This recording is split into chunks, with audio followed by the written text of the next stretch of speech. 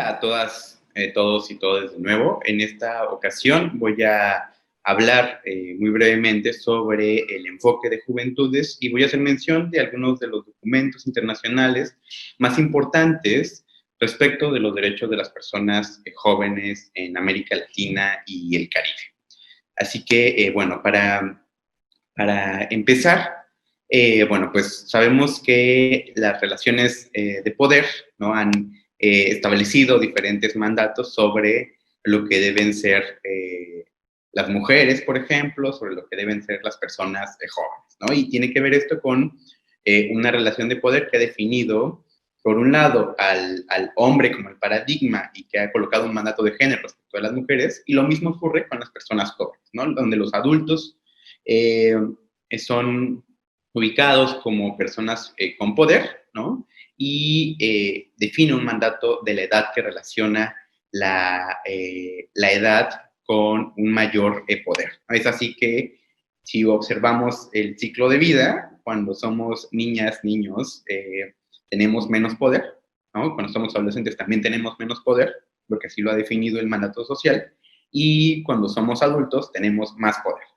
Cuando envejecemos, ese poder de nuevo disminuye, ¿no? Y tiene que ver con una relación de poder. Es así que se han llevado a cabo diferentes abordajes adultocéntricos de la juventud que pues han homogenizado a las juventudes, han negado derechos a las juventudes, eliminan en relaciones de poder las condiciones del contexto y colocan a las juventudes como un ente único y no toman en cuenta las condiciones de su contexto y son definidos por otros, es decir, la adultez. Es así, y que bueno, esto termina afectando a los derechos de las personas jóvenes, ¿no? Y se han planteado diferentes enfoques, ¿no? El enfoque de la adolescencia, en el que se habla de que hay que controlar a las personas adolescentes y cuidar su desarrollo biológico. Hay otro enfoque que dice que los jóvenes únicamente son importantes por el bono demográfico, lo cual es importante, pero no únicamente. También se dice que los jóvenes, la juventud es una etapa y por lo tanto las políticas para las personas jóvenes deben de ser pensadas en que ellas y ellos van a ser adultos. Es decir, solamente se piensa como en función de su persona adulta. También hay otro planteamiento de las personas jóvenes como revolucionarias, ¿no? En las que se dice que las personas jóvenes son el futuro o la esperanza de los países, ¿no? Por otro lado, está un enfoque que coloca, que estigmatiza a las personas jóvenes como problemáticas, ¿no? Y como delincuentes. Y otro enfoque adultocéntrico también que es un poco más generacional, ¿no? Que habla de, bueno, es que la generación del 70 o del 70 sí participaba diferente a diferencia de la generación actual. Por el contrario, el enfoque de juventudes, que para empezar quisiera decir que un enfoque es, digamos, se entiende como bajo la perspectiva de dirigir la atención o el interés hacia un asunto o problema específicamente, ¿no? Y en el caso del enfoque de juventudes, este enfoque invita a considerar una manera para trabajar, entender y acercarse a las personas jóvenes con el fin de realizar acciones efectivas y eficientes también, lo cual puede hacerse desde un enfoque de derechos, un enfoque de género, un enfoque de vulnerabilidad, y por eso se ha llamado enfoque de juventudes, ¿no? Y este enfoque o perspectiva de juventudes reconoce las relaciones de poder que viven las juventudes y busca transformarlas, busca que las juventudes hablen e interpreten desde su propia voz, reconoce la importancia de la autonomía y la titularidad de derechos, parte de una perspectiva de derechos humanos, integra el enfoque de género, el enfoque generacional, esto en dos vías, ¿no? Al interno del grupo, ya que sabemos que hay diferencias, por ejemplo, entre las necesidades y derechos de las adolescencias, por ejemplo, respecto de los jóvenes adultos, ¿no? Y así entre diferencias etarias, pero también un enfoque intergeneracional respecto de otras generaciones de personas adultas. Este enfoque reconoce las diferencias y particulares de las personas jóvenes, es decir, reconoce la diversidad de las personas jóvenes, derriba mitos y estereotipos, reconoce que las personas jóvenes son una población, no son un tema, no son un sector ni una materia de estudio. Y por lo tanto promueve el protagonismo de las personas jóvenes y promueve que se escuchen sus necesidades y propuestas. Y por supuesto también reconoce la importancia de utilizar un lenguaje apropiado con las personas jóvenes. De ahí la importancia de que y comprendamos a qué se refiere el enfoque de juventudes y cuando hablamos de que una ley, una política debe tener enfoque de juventudes o perspectiva de juventudes. Por otro lado, voy a hacer una breve mención de cuáles son los diferentes documentos internacionales que existen en materia de juventud y que han existido a lo largo de los últimos años, ¿no? Primero, en el marco, voy a mencionar solamente los más importantes, para que ojalá que los puedan profundizar más adelante y que les vamos a compartir también estos documentos. Primero, en el 2010 se adoptó, en el marco de la conferencia del Foro Mundial de Juventud de 2010 de México, se hizo una preconferencia de juventud de las Américas. Es así que en 2010, en Bahía, Brasil, se firmó la Carta de Bahía, que fue la agenda de las juventudes de la región que se presentó en esta Conferencia Mundial de Juventud del 2010. Por otro lado, tenemos la Declaración de Guanajuato, de este Foro Mundial de Juventud de 2010, que se hace en el marco del Año Internacional de la Juventud, que se da entre 2010 y 2011.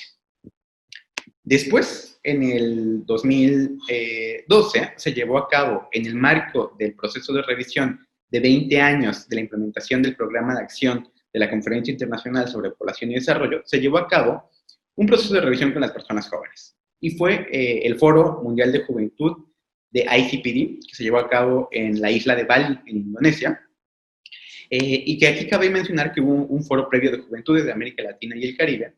Y bueno, aquí se adoptó, por supuesto, en Bali, en 2012, la Declaración de Bali, que además es una declaración muy progresista y que fue también un resultado de la incidencia que tuvieron juventudes de la región de América Latina y el Caribe, porque diferentes agendas quedaran plasmadas en esa declaración a pesar del contexto conservador que se tenía en el mundo y específicamente en esa conferencia, ¿no? Hubieron muchas tensiones.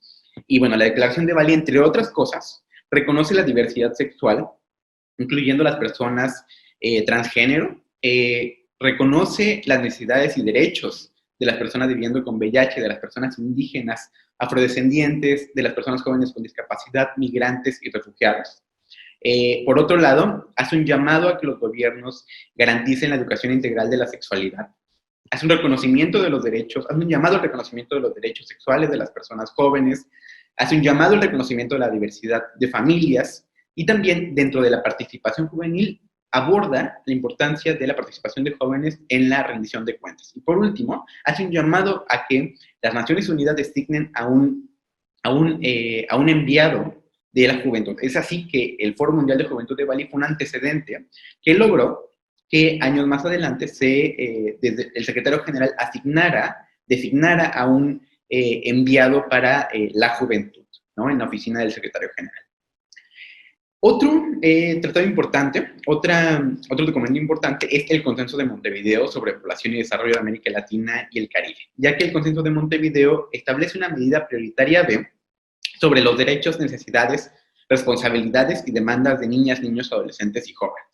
Este también, como saben, el Consenso de Montevideo ha sido el documento, el consenso más progresista de la región, inclusive más progresista que la misma Agenda 2030, y dentro de este apartado sobre demandas y derechos de niñas, niños, adolescentes y jóvenes, especifica sobre la necesidad de una inversión en adolescencia y juventud, garantizar mecanismos de participación efectiva, garantizar el derecho a una vida libre de violencia, el derecho a empleos dignos, el derecho a una educación integral para la sexualidad, la educación laica y gratuita, programas de salud sexual y reproductiva, programas de prevención del embarazo en la adolescencia, de la desagregación de datos para conocer las realidades de las personas jóvenes, entre otros. Les invito a consultarlo para profundizar un poco más. Por último, quisiera hacer mención de la Convención Iberoamericana de Derechos de los Jóvenes, que es el único tratado internacional centrado específicamente en los derechos civiles, políticos, económicos, sociales y culturales de las personas jóvenes, y este fue firmado en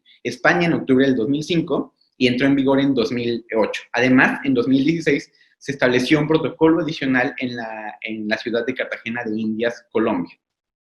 Como tal, la convención fue adoptada por 16 estados iberoamericanos, sin embargo, no ha sido ratificada por todos los países. Hasta el momento ha sido ratificado este instrumento por Bolivia, Costa Rica, Ecuador, España, Honduras, República Dominicana y Uruguay. Por lo tanto, los demás países no lo han ratificado, ¿Esto qué significa? Que quienes no ratifican no tienen la obligación de implementarla. Los estados que sí han ratificado la convención tienen la obligación de llevarla a cabo y de implementarla a cabalidad. Y bueno, es así, de manera muy sintética, que les menciono algunos de los documentos más relevantes que han buscado reconocer y garantizar los derechos de las personas adolescentes y jóvenes. Les invito a consultarlos, a conocerlos y a utilizarlos como un instrumento para la incidencia política en favor de los derechos de las juventudes. Muchas gracias.